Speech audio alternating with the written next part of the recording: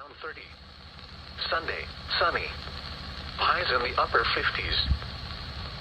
Winter weather advisory remains in effect until noon Central Standard Time Monday. What? Freezing rain.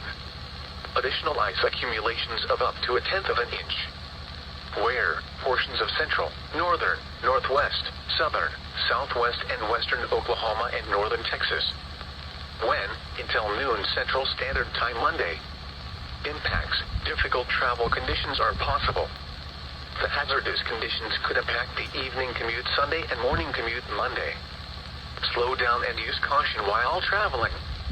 In Oklahoma, for the latest road conditions call 844-465-4997. In Texas, for the latest road conditions call 800-452-9292 for road information.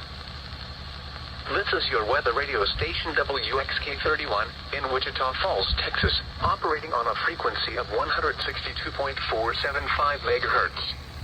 Programming originates from the National Weather Service Forecast Office in Norman, Oklahoma. You are listening to Wichita Falls Weather Radio.